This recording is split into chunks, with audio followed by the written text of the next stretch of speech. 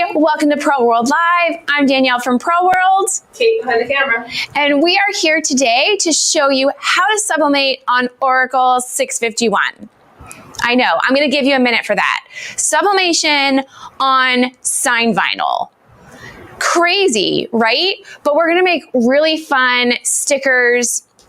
They're gonna look like this, and it's just something new and different, and the end product turns out really great. So if you have a sublimation printer and you have Oracle 651 and a vinyl cutter, you probably need that, then you are all set for this project. Okay, so as always, let me know if you're where you're tuning in from and if you've tried this before. We would love to hear from you, and even if you have some tips or tricks to offer for getting this application done, we'd love to hear them. So chime in and let us know all about it. All right, should I keep going, Kate? We got somebody? We have Cheryl's been wanting to try this for years. So oh, good.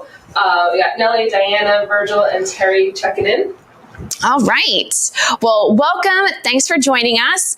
And what I have here is I have a couple prints from my sublimation printer. So we use the Virtuoso SG500 printer.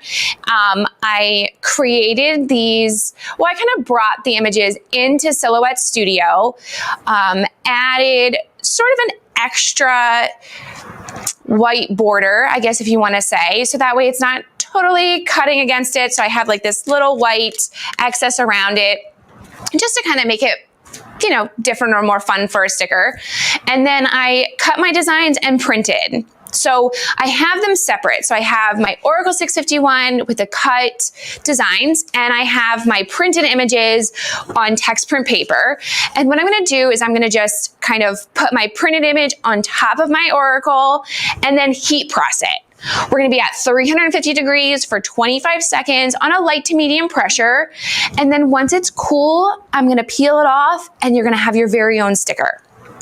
So, Kate, do we have anybody else before we start? We got, let's see if I go back, Marjorie, Christy, Michael, Cliff, Al T, Marjorie again is excited to learn this. Patricia, let's see, she had best results when she runs 651 through laminator first, then sub on it. So there is, and I'm gonna kind of go with that. The laminator is going to give you a glossy finish. What we're going to do is actually this sort of strips the gloss from the 651, and it does make it matte. So that laminator option would make it stay glossy. But we're gonna let's go ahead and jump right in, and I'll show you. All right. So let me actually take one of these designs because they're. So starting from the beginning, we are going to, I already sent this through my Silhouette cutter, and I'm just looking for my edges. Oh, I don't think I made a weeding box. That's probably why. All right, go ahead and weed your design. And I always like it when they're like big giant shapes like this because it's super easy to weed. All right, now I have my designs and I have all of my prints right here. So we'll go ahead and we'll do this little cupcake first. So that's that one. So I'm just gonna cut this off the sheet. And cut this off. Now I mirror printed my sheet and I did not mirror my cuts. So send this as a mirrored image to your printer, but non-mirror to your cutter. All right. And then we're just going to take this and flip it over. And you sort of have to kind of just see through the paper to where every lighting is different. Let me see if I can find a good spot to see it here. Oh my goodness, it's so much harder in the studio to find my edges. We're gonna go with it. Sure, this looks great. All right. And then just tape this. You're just taping to secure it. All right. Now I do need some paper. So I think I've got right here. Just like some scrap paper just to protect your heat press and to put it on top.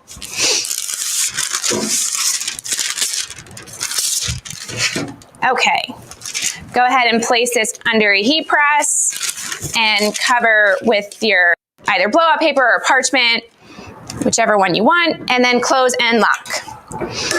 And we're at 350 degrees for 25 seconds, and we're gonna let that kind of sublimate and sort of cook onto the 651. And then when you're all done, you'll get a little sticker. So would this be able to go on a car? I would not put this outdoor or even use it for like, oh, that was fast. Even use it for like on a mug, in a microwave, or in the dishwasher. I would keep the 651 used on surfaces that you don't plan on putting outside or putting in heat, like on a folder, on a surface, on a wall, sure. But I wouldn't use this technique like on a mug that you wouldn't be hand washing. Yeah, that would get wet. Okay, so now that this is on there, just sort of cooled it off. And then what you're gonna do is you're gonna start to peel. And you're gonna see your vinyl is kind of sticking onto the paper. So you just kind of have to get it, the corner of it, and sort of peel it off the paper and onto, to get it stuck back on your blue sheet here. So as soon as you get like a corner just like that, then you're good to go. And sort of hold it and peel it off.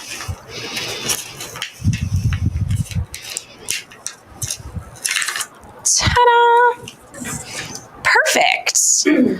And sort of, let me hold it up for you so you can kind of see. Are we upside down? No, we're good.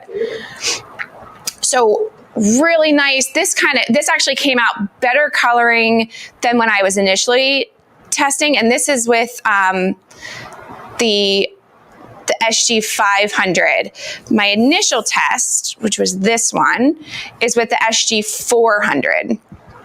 And what I didn't like about this test is if you look at this side, it's kind of light and dull, like the black. So I did spray it with a clear coat on this side so you can kind of see like the difference. And the clear coat did really like beef up the color, but I really feel that I got that color that I was looking for printing it with my SG 500. So, but that came out really fun and cute, and this sticker is ready. Do you remember what print settings you used for the Sawgrass? I used,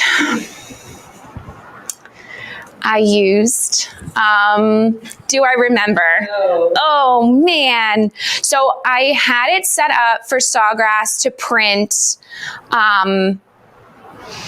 metal. And then I did, is there a saturation setting? It wasn't photography. It was a different setting from photography on the next screen, but I don't remember. Vivid. Yes. So that's what I used. So, so go with metal. You could probably pick any of the settings really, but you can go with metal and then the vivid, and that came out amazing. All right, let's go ahead. We'll do this bigger one here, because who doesn't want an iced little donut? Okay. Any questions so far? Can this be done on temporary vinyl, so the removable? Yeah, I tested it on the 651 and the 641, which is glossy or matte, because I wanted to see if it would look any different, because like I said, the 651, once you print it, the gloss goes away. So I did try it on the 641 to see if the matte would give me a better end result, and it didn't matter. So my assumption is that it could definitely work with the 631, which is the removable vinyl, but you just might have to do a test. And then I'm sure it could also do it on other colors, but just kind of keep in mind the lighter the vinyl, the better, because that would affect the coloring of your print because the sublimation ink is transparent. Okay, so again, this is a mirrored print from our Virtuoso printer, and this is a non-mirrored cut design, and we are just going to put our design on top. And if I can find my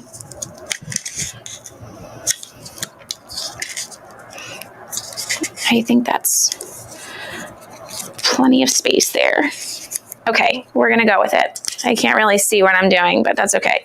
It's a lot easier when you don't have so many lights around to sort of see what you're doing, but okay. So once you get that tape down, go ahead and put it under your heat press. You have your blowout paper for the bottom and the top, and we're gonna close and lock our heat press here. 350 degrees for 25 seconds, and we will see how it comes out. Do you know what's involved in the laminating process? I don't.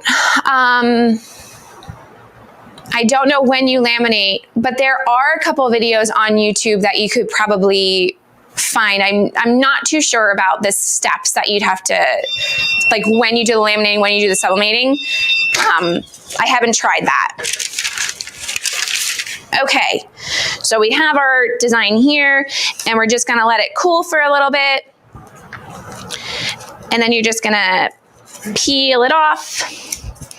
You just have to kind of get it started. Find the very first vinyl piece that's sort of sticking to the paper. And once you kind of get that going, then you can sort of press it down and pull the rest off. Just like that.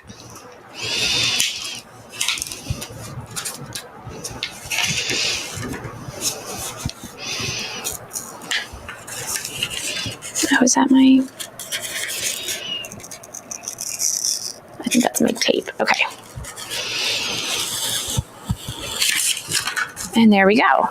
And you can kind of see it wrinkled a little bit, but that's okay because this is, you know, signed vinyl. So you just lay it up and then lay it back down. And then when you're ready, you can just peel this off. Well, and then you're ready to stick it anywhere.